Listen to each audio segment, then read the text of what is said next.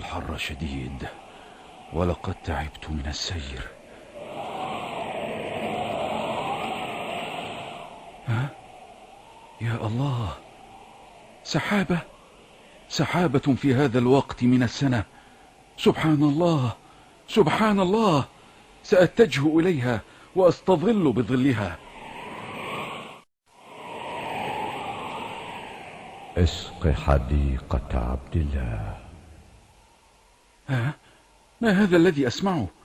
ومن أين يأتي هذا الصوت؟ اسق حديقة عبد الله.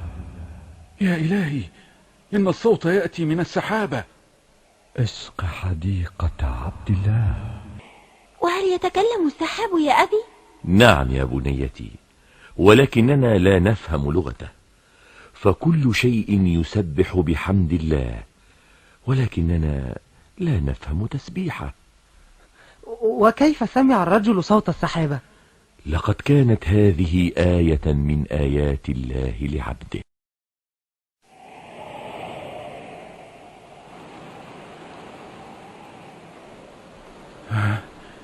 يا الله، إن السماء تمطر.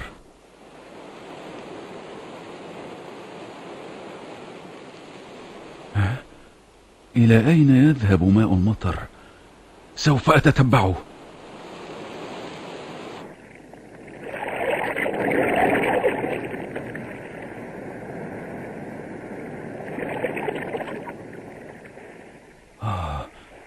لابد أن هذه هي الحديقة التي ذكرها صوت السحابة. سأبحث عن صاحبها. السلام عليكم ورحمة الله وبركاته. وعليكم السلام ورحمة الله وبركاته. من فضلك يا سيدي، ما اسمك؟ عبد الله. ولكن لماذا تسألني عن اسمي؟ لأنه هو الاسم نفسه الذي ذكره الصوت. صوت؟ أي صوت؟ صوت سمعته من السحابة التي أمطرت هذا الماء. الحمد لله، الحمد لله على نعمه. لكن بالله عليك، ما الذي تفعله لتستحق كل هذا الخير؟ ما دمت قد سألت فسأخبرك.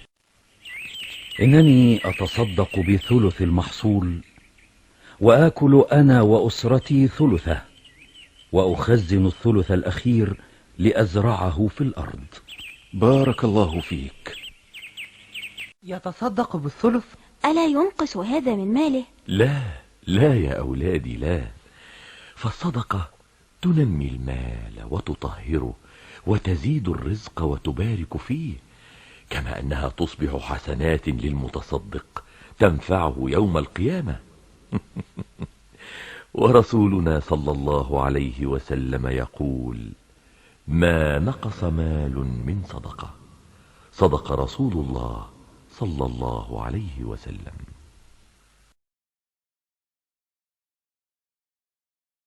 عن أبي هريرة رضي الله عنه عن النبي صلى الله عليه وسلم قال: بينما رجل بفلاة من الأرض فسمع صوتا في سحابة: اسق حديقة فلان.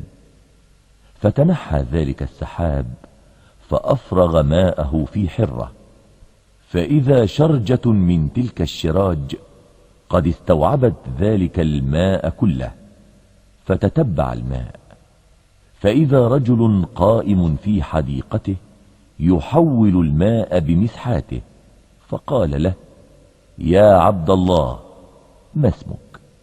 قال: فلان، للاسم الذي سمع في السحابة. فقال له: يا عبد الله، لم تسألني عن اسمي؟ فقال: إني سمعت صوتا في السحاب الذي هذا ماؤه يقول: اسق حديقة فلان لاسمك، فما تصنع فيها؟ فقال: أما إذا قلت هذا فإني أنظر ما يخرج منها، فأتصدق بثلثه، وآكل أنا وعيالي ثلثه، وأرد فيها ثلثه. صدق رسول الله صلى الله عليه وسلم.